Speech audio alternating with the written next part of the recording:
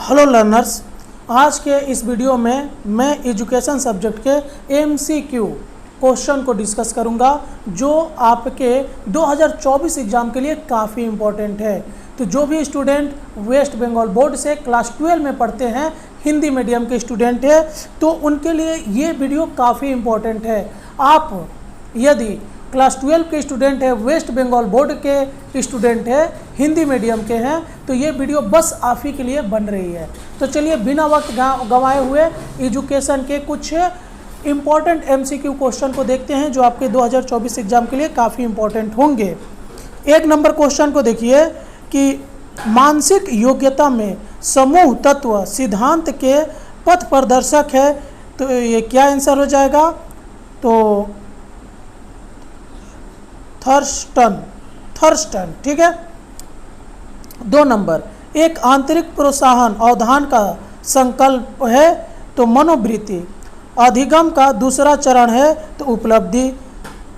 बुद्धि है, अधिगम को योग्यता यह कहा गया था, तो बाकिंघम के द्वारा कहा गया था। रुचि ध्यान का छुपा हुआ रूप है और ध्यान रुचि का क्रियात्मक स्वरूप है। किसने कहा था?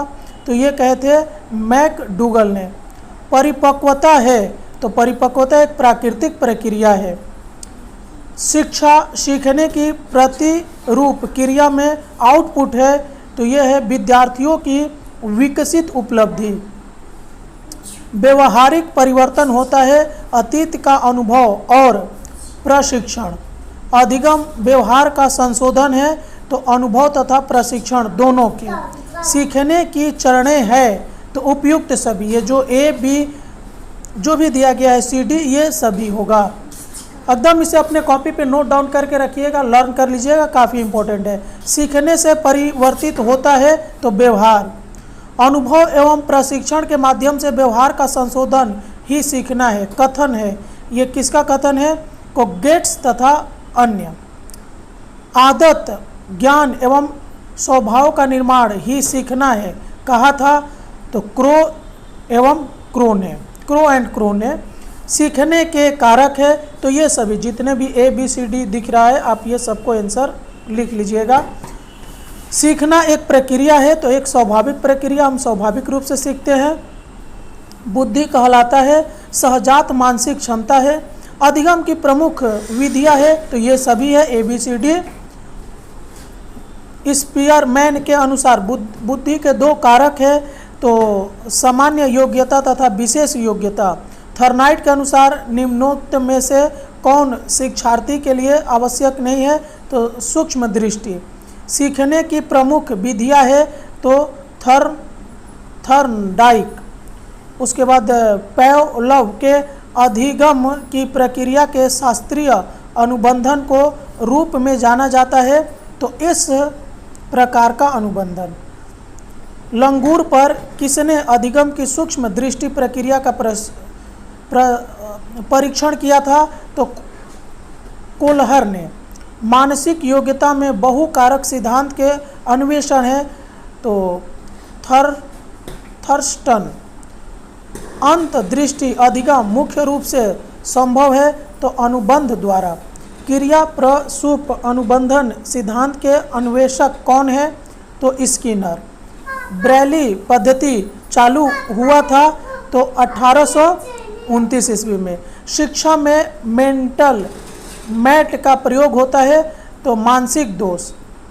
सक्रिय अनुबंधन सिद्धांत का प्रतिपादन किया था, तो B.F. स्किनर ने। निम्नोक्त में से किसके साथ अभ्यास की विधि युक्त है? तो भूल एवं सुधार पद्धति या प्रयास एवं त्रुटि पद्धति।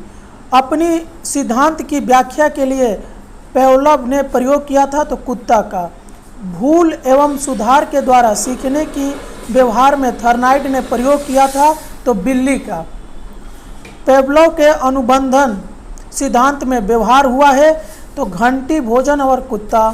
थर्नडाइक ने अपने प्रयोग में उलझान बॉक्स में क्या रखा था? तो बिल्ली को रखा था। सांख्यिकी में ये कैपिटल सिग्मा का चिन्ह है, चिन्ह का अर्थ होता है तो योग, माने सबको जोड़ना होता है।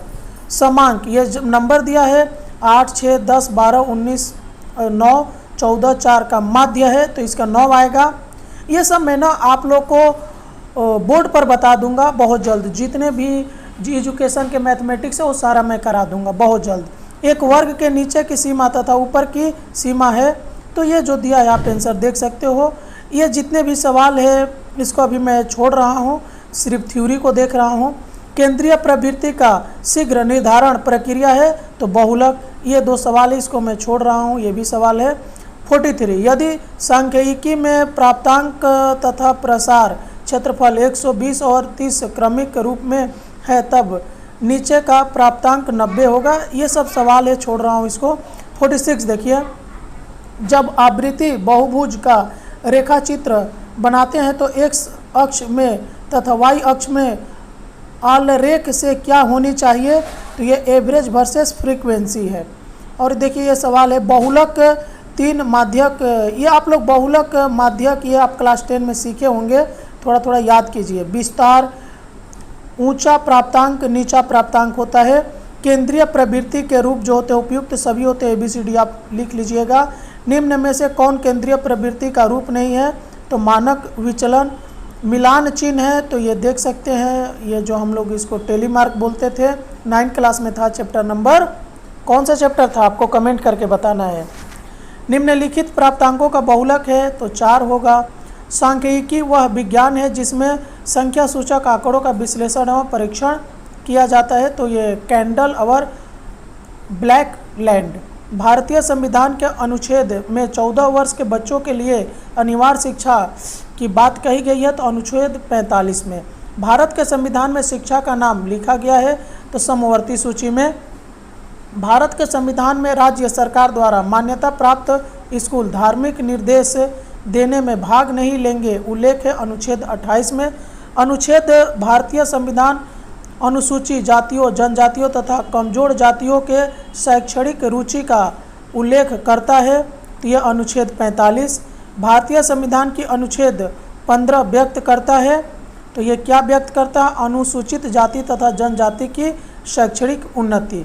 भारतीय संविधान में 14 वर्ष की उम्र तक के बच्चों के लिए शिक्षा की व्यवस्था की गई है, तो ये जो है मुफ्त और अनिवार्य दोनों आधारभूत अधिकारों में शामिल है, तो उपयुक्त सभी ABCD आप लिख लीजिएगा।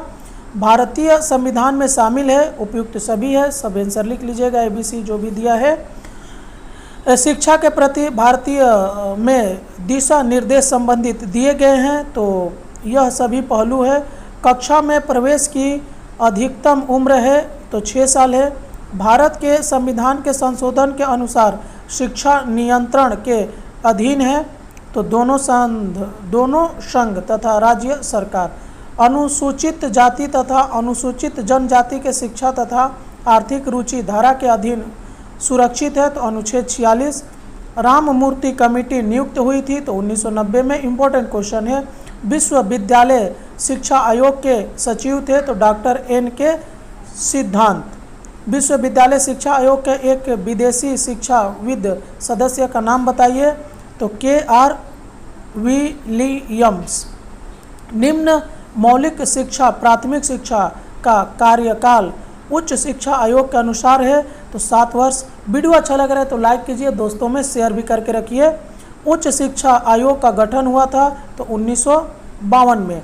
निम्नलिखित में से किस आयोग ने ग्रामीण विश्वविद्यालय की स्थापना की सिफारिश किया था, तो रामकृष्ण आयोग ने। विश्वविद्यालय शिक्षा आयोग के अध्यक्ष थे, तो ये थे डॉक्टर S. राधाकृष्णन।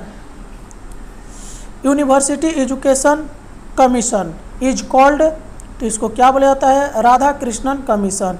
विश्वविद्यालयी शिक्षा आयोग का गठन हुआ था 1948 में। ग्रामीण विश्वविद्यालय का मुख्य लक्ष्य कल्याण करना है, तो ग्रामीण क्षेत्रों का। निम्नलिखित में से किसका स्थान के लिए राधाकृष्ण आयोग द्वारा सिफारिश की गई है, तो ग्रामीण विश्वविद्यालय का। विश्वविद्यालय शिक्षा का मुख्य उद्देश्य बढ़िया करना था, तो विश्वविद्यालय। उसके बाद है स्वतंत्रता प्राप्ति के बाद भारतवर्ष में प्रथम शिक्षा पर आयोग था, तो राष्ट्रीय शिक्षा नीति। रामकृष्ण आयोग द्वारा सिफारिश किया गया था, तो परीक्षा में सुधार। निम्नलिखित में से किया आयोग में 7 स्ट्रीम का उल्लेख है? तो मुदालियर आयोग। विद्यालय स्तर के पाठ्यक्रम को कौन तैयार करता है? तो NCERT। ओके। माध्यमिक शिक्षा आयोग के अध्यक्ष थे? तो A लक्ष्मण स्वामी मुदालियर।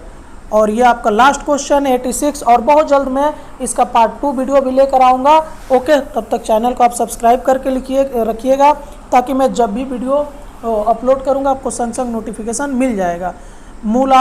मुदालियर आयोग को इससे भी जाना जाता है। तो ये किससे जाना जाता है? देखिए, इसका आंसर का लगता है कि थोड़ा सा प्रॉब्लम हो गया है, तो चलिए कोई बात नहीं, इसको आंसर अगले वीडियो में बता दूंगा। इस वीडियो में इतना ही, तब तक के लिए जय हिंद।